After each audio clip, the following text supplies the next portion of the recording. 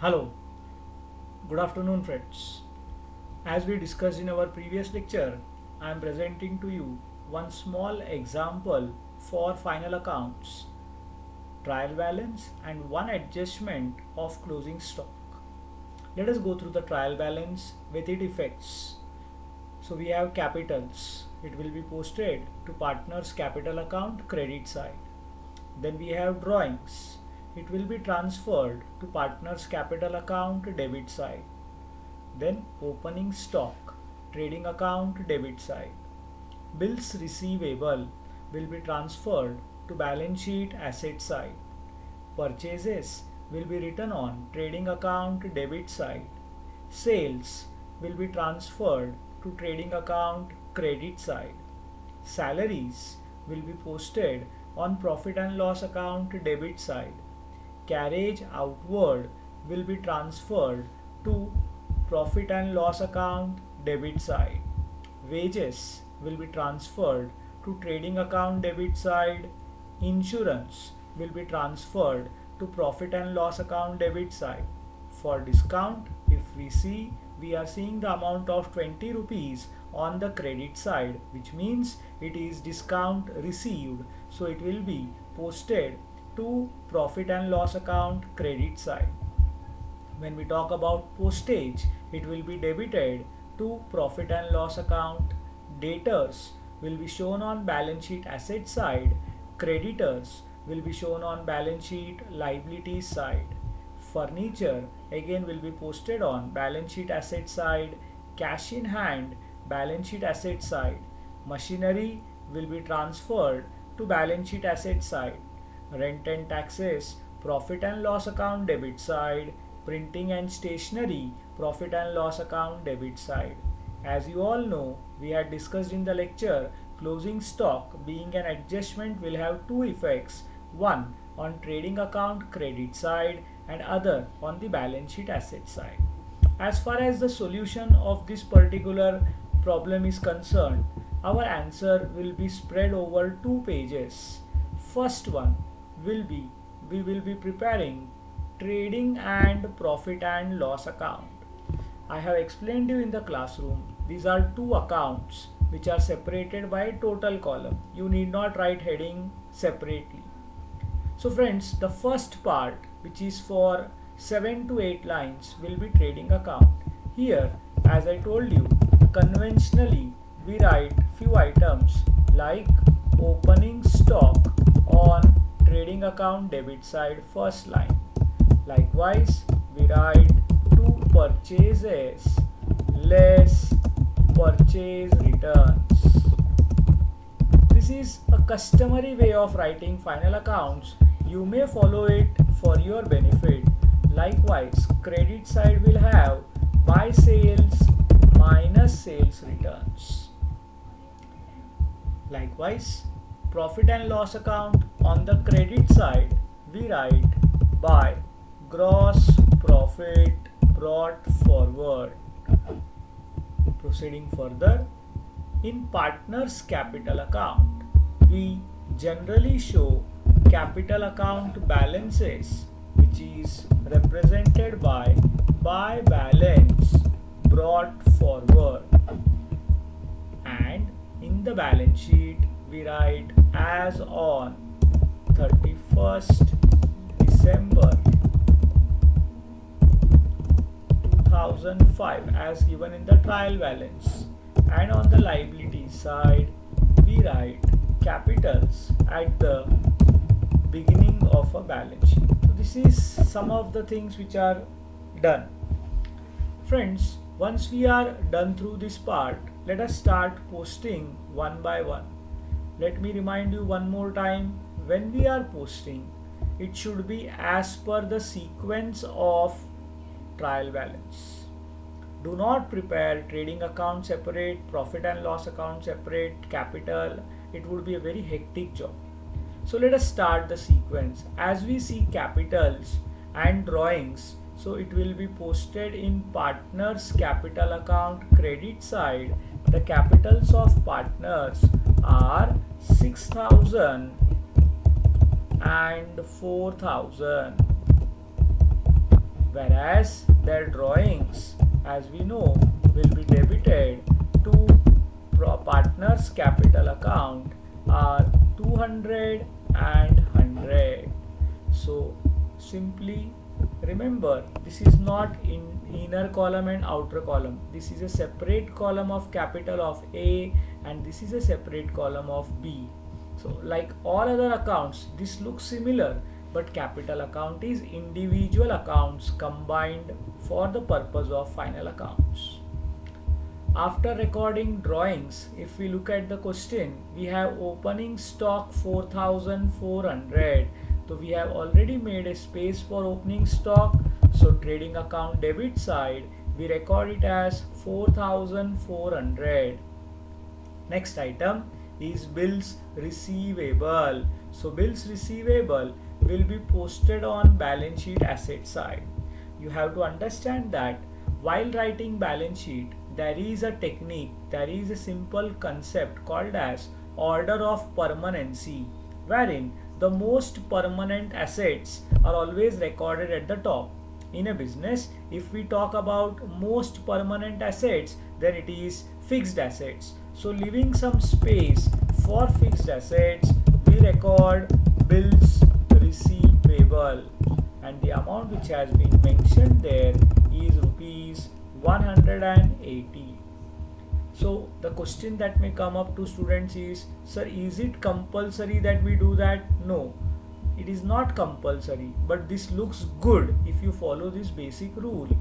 Then we have a purchases of 19,600 and sales of 3,400, and we don't see there is any purchase return, but still, since we have made a column for that, we will use the inner column 19,600, purchase return 0, and in the outer column you can write 19,600, whereas sales, as we understand, is 30,400. Again, returns are not given in this question, so I put up a 0. So in the outer column you get 30,400. After purchases and sales, we got salaries of 1,000. Salaries, as all of us know, will be debited to profit and loss account, to salaries account, and the amount that is given is rupees 1,800.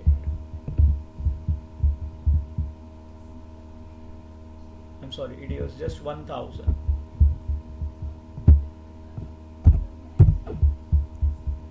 Next, what we have after salaries is carriage outward 140. So carriage outward will also be debited to profit and loss account. Amount rupees 140. After carriage outward, we have with us wages. Wages, as you know, is a direct expense, so it will be debited to trading account. Amount of wages is given as 2,400. After posting wages, we see insurance 160. So we have an insurance to insurance. Amount would be 160.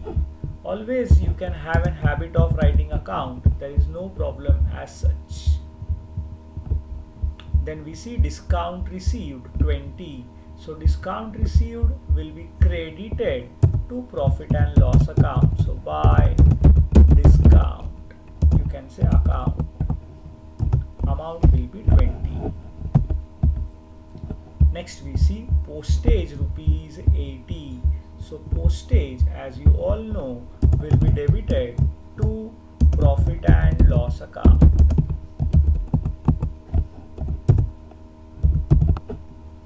After postage, we see in trial balance debtors 7040. So debtors will come on balance sheet asset side. Again, as we understand, debtors is a current asset. It should be posted on the second half. 1040.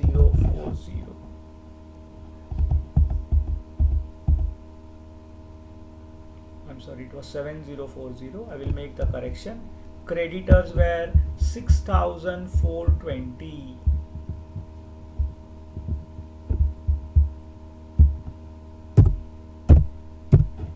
Likewise, on the liability side, the most permanent liabilities will be shown on the upper part.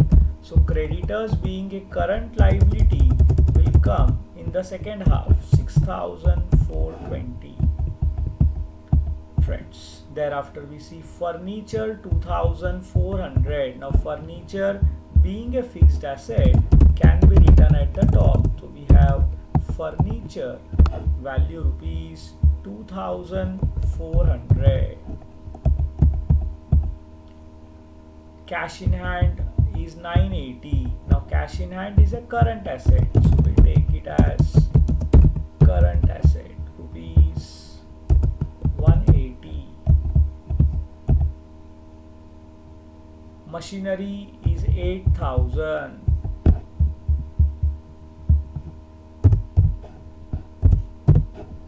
I'm sorry, it was 980, so made the correction. Then we have machinery valuing rupees 8000. Thereafter, what we see is rent and taxes 120. This will be debited to profit and loss account.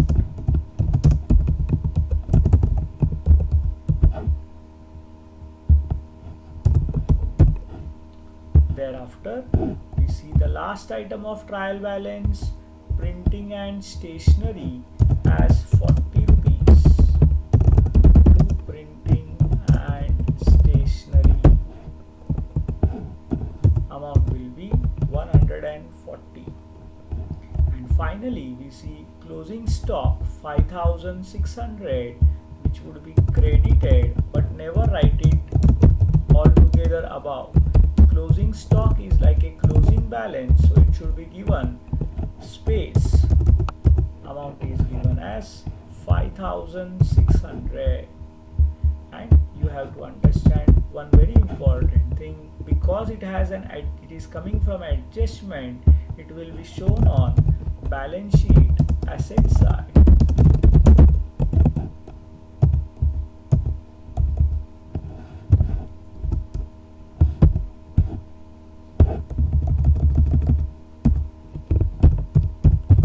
Being a very first example of the chapter, is a very small format or a very small question that we have taken. In the questions to come, the length may increase. So here with that we complete the first part, which is called as posting. Okay friends, now that we have done all the posting part, we now go to the totaling part. Before I go to totaling, let me tell you that while making a posting, I did a small error. The amount of printing and stationery given in the trial balance was only rupees 40, the last item, which I by mistake had recorded as 140. So correcting it to 40 and continuing with the total. In trading account, as we always find, the total of credit would be more. If we calculate, the total of debit side comes as 26,400 and credit side comes as 36,000. So taking the higher total of 36,000 both the sides, we get a gross profit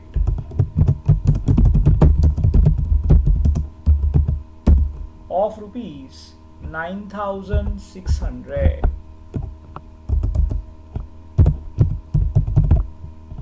This gross profit will be transferred to profit and loss account credit side. Now in profit and loss account, you always have to check which side total is higher and decide accordingly. Here if we see the total of P&L debit, it comes to 1,540, whereas the total of credit comes as 9,620. So we again take the total of credit side as higher one on both the sides, 9,620. Here if we calculate, we will get a net profit. The amount of net profit comes to 8080, but since we have discussed at the beginning of the chapter, this is a partnership firm and we need to distribute the profits between the partners in their profit sharing ratio.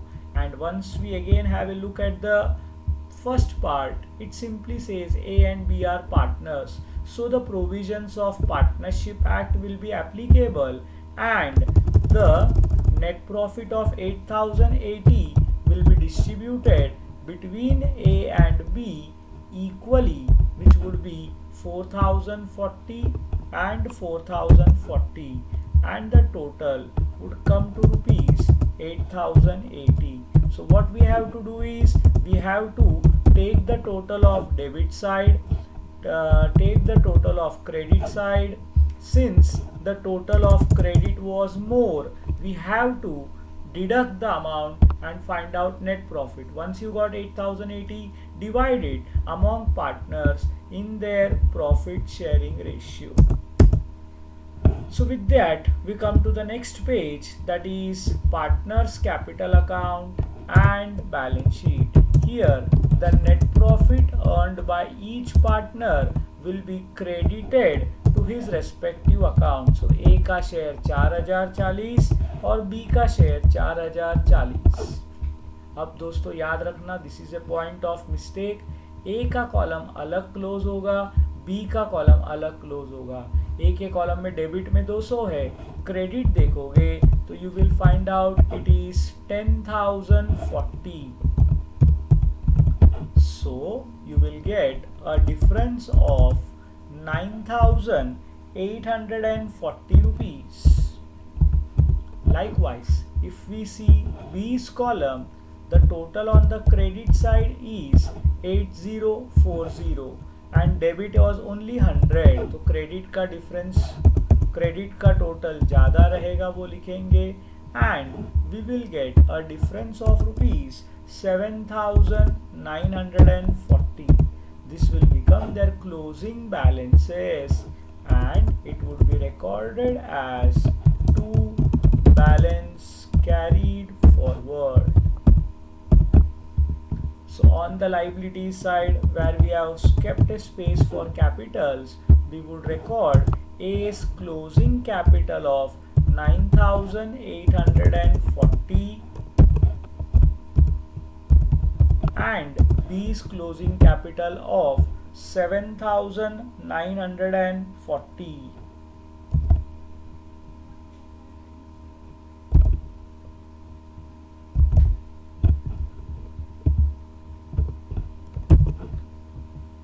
Taking the total to the outer column,